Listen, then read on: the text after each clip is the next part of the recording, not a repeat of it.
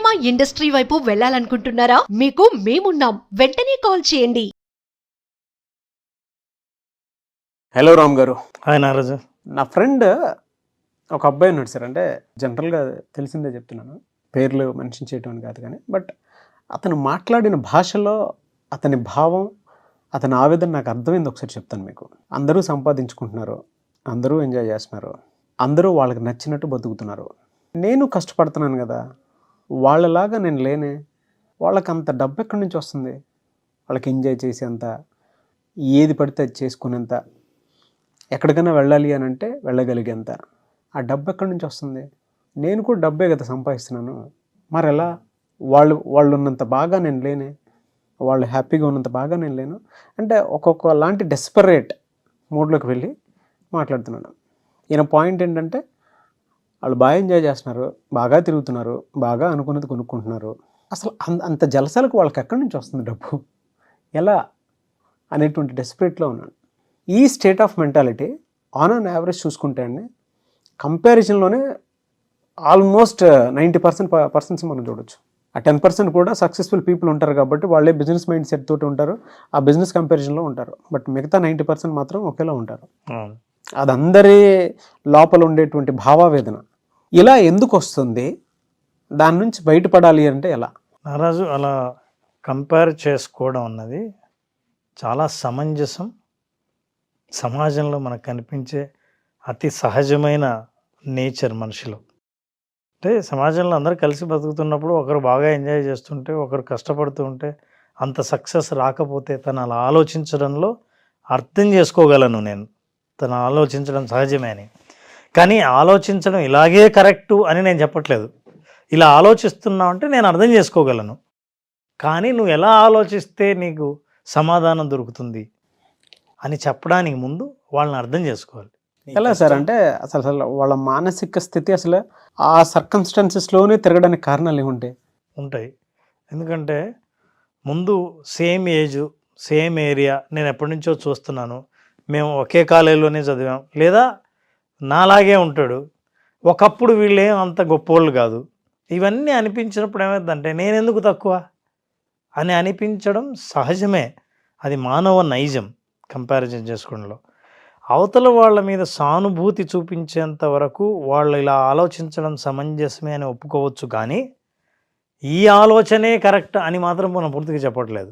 అర్థం చేసుకోగలం అని అన్న తర్వాత ఇప్పుడు మన మాట చెప్పినప్పుడు వింటాడు, మనం ఏం చెప్పాలనుకున్నామో వింటాడు. అంటే ఎదుటి వాళ్ళని ఎప్పుడు నువ్వు కంపేర్ చేసుకుంటావో, నీ సక్సెస్ వాళ్ళ సక్సెస్తో కంపేర్ చేస్తుంటావో, సక్సెస్ అన్న డెఫినేషన్ అసలు ఫస్ట్ నీకు తెలియాలి. What do you mean by success? అసలు నీకు ఏంటి ఉద్దేశం? బాగా బట్టలు వేసుకొని కాస్ట్లీ బండి వేసుకొని రోడ్ల మీద తిరుగుతుంటే అది నీకు సక్సెసా? అది వస్తేనే నువ్వు సక్సెస్ అయినట్ట? నీకు ఇంకేమేమి వచ్చాయో నువ్వు ఎప్పుడైనా చూసావా? అసలు దాన్ని నువ్వు సక్సెస్ అనొచ్చు కదా. వాళ్ళ డెఫినేషన్ వాళ్ళు ఇచ్చారు, మరి నీ డెఫినేషన్ ఏంటి? ఇది ఆలోచించేసినప్పుడు రెండోసారి మనిషి ఆలోచిస్తాడు, అవును కదా, డబ్బులు ఉంటేనే సక్సెస్సా, వస్తువులు సేకరిస్తేనే సక్సెస్సా, సంపద ఉంటేనే సక్సెస్సా అనేది. సక్సెస్ అనే మాటని ప్రతి మనిషికి తన డెఫినేషన్ వేరే ఉంటుంది. తన డెఫినేషన్ తను క్రియేట్ చేసుకోవచ్చు. అలా క్రియేట్ చేసుకున్నప్పుడు ఇతరుల డెఫినేషనే తన డెఫినేషన్ అనే భ్రమలో అది సాధించలేననే బాధలో ఉంటాడు. ముల్లా నజరుద్దీన్ అడిగితే ఆయన చెప్పాడు, ఏమండి సక్సెస్ అనేది ఎట్లాంటిదంటే మీరు డెఫినేషన్ చెప్పమంటే ఆయన చెప్పాడు, ఒక గాడిద మీద ఇన్ని పుస్తకాలు, చాలా విలువైన పుస్తకాలన్నీ గాడిద మీద వేస్తే గాడిద మోసుకుంటూ వెళ్తూ ఉంటుంది.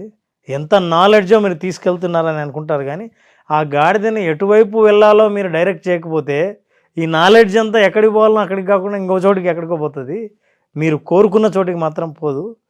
కాబట్టి సక్సెస్ అనేది ఏంటంటే నీకు ఏం కావాలో ఆ స్పష్టత నీకు లేకపోతే వేరే వాళ్ళు ఎటు వెళ్తున్నారో అటు వెళ్ళింటే బాగుండేదని నీకు అనిపిస్తుంది. ఇది రాంగ్ పర్సెప్షను అంటాడు. మా సుబ్రావన్ అడిగితే సక్సెస్ డెఫినేషన్ అంటే ఏంటని, సక్సెస్ని చాలా జాగ్రత్తగా హ్యాండిల్ చేయాలి. తామరాకును ఒంటికి అడ్డం పెట్టుకొని కొలంలో స్నానం చేయలేని లాంటిది సక్సెస్ అంటే. చూడ్డానికి చాలా గ్రేస్గా ఉంటుంది, నువ్వు చాలా కేర్ఫుల్గా లేకపోతే ఆ ఆకు నీళ్ళలో కొట్టుకుపోయిందంటే అయిపోయింది నీ పని. చూడ్డానికి మాత్రం ఆ సక్సెస్ చాలా అందంగా అద్భుతంగా కనిపిస్తుంది. సక్సెస్ని కాపాడుకోవడం అంత ఈజీ కాదు. ఈ సక్సెస్ మీద వందల వేల డెఫినేషన్స్ ఉన్నాయి. ఫర్ ఎగ్జాంపుల్ మీ ఫ్రెండ్ విషయానికి వస్తే నేనేం చెప్తానంటే, ఫర్ ఎగ్జాంపుల్ నారాజు, కెన్ యూ ఇమాజిన్, కట్టెలు లేవు, బొగ్గులు లేవు, అగ్గిపెట్టలేదు, నిప్పు ఎక్కడ కనిపించలేదు, కానీ నేను గంట సేపు నిప్పు వెలిగించగలను. సాధ్యమేనా? అసలు చుట్టూ మండే పదార్థం ఏది లేదు, అంటే కట్టెలు, కాగితాలు లేదా ఎండుగడ్డి ఇట్లాంటివేం లేవు, నిప్పు లేదు, బొగ్గు లేదు, కలప లేదు. పాసిబిలిటీస్ తక్కువ అని చెప్తాను సార్ నేను. పాసిబిలిటీ తక్కువ అని చెప్తాం. ఒక గంట సేపటి పాటు నేను నిప్పును వెలిగించగలను. ఎలా సార్ అది?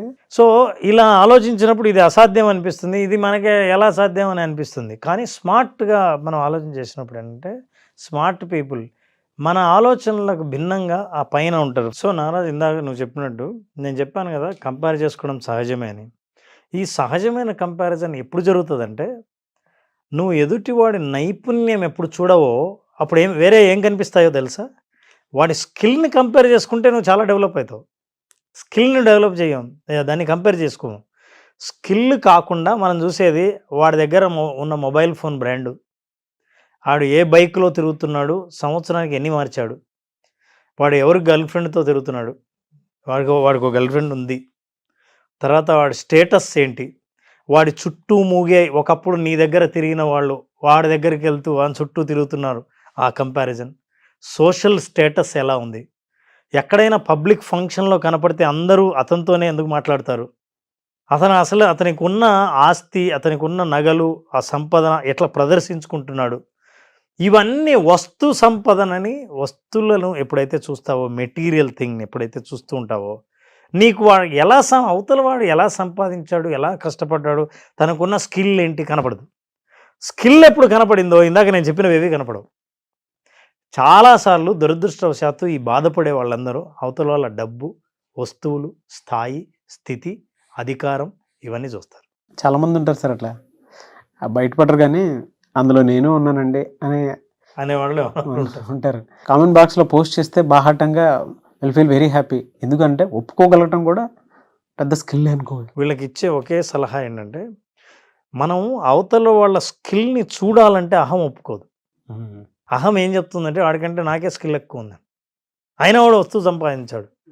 ఎప్పుడు అహం సంతృప్తి పడుతుందంటే, ఇతను న్యాయంగా సంపాదించలేదు, అన్యాయంగా సంపాదించాడు, నేను న్యాయంగా ఉన్నాను కాబట్టి అంత ఎదగలేదు అని అనుకున్నప్పుడు చాలా ఆనందంగా ఉంటాడు. కానీ ఇందులో అసలు ఏ వాస్తవాలు లేవనే విషయం ఎప్పుడు తెలుస్తుందంటే, తను తాను ఆత్మవిమర్శ చేసుకున్నప్పుడు. అంటే ఎదుటి వాళ్ళ యొక్క నైపుణ్యాన్ని అంగీకరించాలి.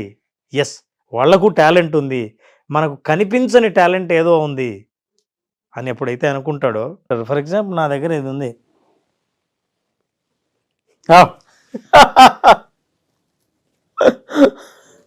ఒక్క గ్యాస్ లైటర్లో నిప్పు ఎక్కడ కనిపించదు. నాకు ఇంకో ఆలోచన రానియకుండా మీ ట్రాప్లో తీసుకెళ్ళిపోయి ఎన్ని చెప్పాలని చెప్పారు, పుసుక్కని ఒక గ్యాస్ లైటర్ తీశారు. సమాజం పెట్టే ట్రాప్ ఇదే. ఈ ట్రాప్ ఏంటంటే, అదే సక్సెస్ అంటే, అలా ఉంటేనే వెలుగు వస్తుంది, ఇట్లా ఉంటేనే నిప్పు పుడుతుంది అని అనుకుంటాం. దీనికి ఏంటంటే, నేను చెప్తున్నానే, బొగ్గు లేదు, అగ్గి లేదు, కలప లేదు, అసలు కనిపించే అగ్గే లేదు, దీంట్లో ఎక్కడుంది అగ్గి లేదు, కానీ వెలిగేది కూడా కలప కాదు, గ్యాస్. స్మార్ట్ పీపుల్, మీ ఫ్రెండ్ చూస్తున్నాడే, వాళ్ళందరికీ ఏంటి బాగా సంపాదించాడు, వాడు చాలా తెలివైన వాడు, నీకేం కనిపిస్తుంది అంటే, ఏమీ లేదే, వీడేంటి ఇంత బాగా ఉన్నాడు. ఇతను ఏం చేస్తాడంటే, ఒక్కసారి కొట్టి ఆ నిప్పును రోజంతా వెలిగించగలడు. మీ ఫ్రెండ్ ఏం చేస్తుంటాడు, అగ్గిపెట్టెలు అంటాడు. ఈ అగ్గిపుల్ల తలకాయలో చాలా ఉంది, ఒక్కసారి వెలిగించిన తర్వాత ఎంతసేపు ఉంటుంది ఆ నిప్పు, అది కూడా అన్నీ బాగా కనిపిస్తాయి, అగ్గిపుల్లలు ఎన్ని ఉన్నాయి, ఎంతసేపు ఉందని. ఇప్పుడు ఇట్లా వెలిగించాడు, ఈ పుల్ల ఉన్నంతసేపు. ఇప్పుడు నాకు ఇంత నిప్పు ఉంది, నేను ఇంత బాగా వెలిగించగలుగుతున్నాను, రోజంతా ఎందుకు వెలగకుండా ఉన్నాను అని ఆలోచన చేస్తాడు. కనిపించని గ్యాస్ కనిపించదు, అసలు ఆ చిన్న నిప్పురవే గ్యాస్ లైటర్లోంచి వెలిగిస్తుందని తెలియదు. ఇది అయిపోతూనే నా శక్తి అయిపోయింది అంతే. సో ఇది అగ్గిపుల్ల. ఈ అగ్గిపుల్లలు అయిపోతే మన దగ్గర రిసోర్సెస్ అయిపోతాయి, అందులో కనిపించవు రిసోర్సెస్. అంటే ఒక్కొక్కరిలో ఉన్న స్పార్క్, ఎక్కడ జీవితంలో వెలుగు వస్తుందో నువ్వు కంపేర్ చేసుకోవడానికే లేదు. నువ్వు నిప్పు వెలిగించే నీ పద్ధతి, నీ డెఫినేషన్ వేరు. అవతల వాళ్ళు నిప్పు వెలిగించే ప్లేసు, వాడే వస్తువులు, టూల్స్ వేరు. ఇది అర్థం చేసుకున్న తర్వాత ఏంటంటే ఇప్పుడు విమర్శ మొదలవుతుంది.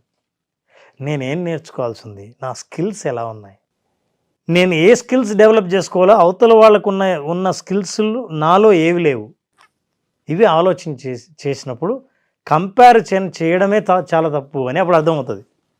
నేను కంపేర్ చేయడం కాదు, నాకున్న వాటిని నేను ఎలా ఉపయోగించాలి. అగ్గిపుల్ల ఏం చిన్నదేం కాదు, ఒక చిన్న అగ్గిపుల్ల కాలిస్తే మొత్తం కాలిపోతుంది. అవును, అలా కూడా మంట సృష్టించవచ్చు. కానీ నీ పాత్ర ఎక్కడుంది, అతని పాత్ర ఎక్కడుందో నీకు తెలిస్తే వాటి జోలికి పోవు. అవతల వాళ్ళు రియల్ ఎస్టేట్లో కోట్లు సంపాదిస్తున్నారని తెలిస్తే, నీకు కమ్యూనికేషన్ స్కిల్స్, మాట్లాడే స్కిల్లే లేనప్పుడు అవతల వాడికి అసలు ఏమీ చేత కాదు, రియల్ ఎస్టేట్లో కోట్లు సంపాదిస్తున్నాడు, నా ముందే బతికాడు, నా ముందే పెరిగాడని నువ్వు అనుకుంటే నీకు లేనిదేంటో నీకు అర్థం కాదు. అవతల వాడికి కనెక్ట్ అవుతాడు, సొసైటీలో మనుషుల్ని కమ్యూనికేట్ చేస్తాడు మనుషులతో. ఇట్లాంటి స్కిల్స్ నీకు లేవు. ఆ విషయం ఆలోచించకుండా కంపేర్ చేసినప్పుడు మనం ఏదో కోల్పోయినట్టు ఫీల్ అవుతాం. చివరిగా when you do all these things, finally you need to have a mentor. ఒక మెంటార్ ఏం చేస్తాడంటే, నువ్వు ఏ స్థాయికి చేరుకోవాలనుకుంటున్నావు, నీ డెఫినేషన్ ఆఫ్ సక్సెస్ ఏంటి, అది సాధించాలంటే నీలో ఏ స్కిల్స్ను డెవలప్ చేసుకోవాలని మెంటార్ హెల్ప్ చేస్తాడు. అతనికి కోచింగ్ ఇచ్చి, కోచింగ్ ద్వారా సరైన మార్గం చూపిస్తాడు. అప్పుడు నేను వెళ్ళాలనుకున్నది, నువ్వు వెళ్తున్నది సంబంధం లేదు. బస్సు ఎక్కారు ఇద్దరు, బస్సు వెళ్ళిపోతూ ఉంది, మీ స్టేషన్ వచ్చింది, ఇంకొకటి మాత్రం దర్జాగా బస్సులో కూర్చున్నాడు. అరే వాడు దర్జాలో కూర్చున్నాడే, ఇంకో సీటు ఖాళీగా ఉంది, నేను కూడా దర్జాగా కూర్చుంటాను అని నువ్వు కూర్చుంటే నీ స్టేషన్ దాటిపోతుంది. వాడు దర్జాగా కూర్చున్నాడు, ఎందుకంటే వాడి స్టేషన్ ఇంకా రాలేదు. నీ స్టేషన్ వచ్చినా సరే వాడి దర్జాతో పోటీపడి నువ్వు కూర్చుంటే లైఫ్లో నువ్వు నీ స్టేషన్ కోల్పోతావు.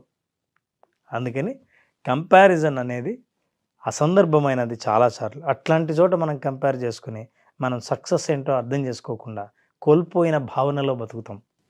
మనకున్న స్కిల్స్ ఏంటో అర్థం చేసుకొని, మనకు హెల్ప్ చేసేవాళ్ళు, మన మాటల్ని అర్థం చేసుకొని మనల్ని సరైన మార్గంలో నడిపించే వాళ్ళ తోడు తీసుకుంటే, మీరు అవతల వాళ్ళు చూసే వాళ్ళ కంటే, అంటే మళ్ళీ కంపారిజన్ లేకుండా తృప్తిగా మీరు జీవించగలిగే అవకాశాలు చాలా ఉన్నాయి. ఇది మీ ఫ్రెండ్కి చెప్పాలి నారాజు. డెఫినెట్గా గ్యాస్ లైటర్ తీసుకెళ్ళి చెప్పు. Thank you so much Ram garu. Thank you.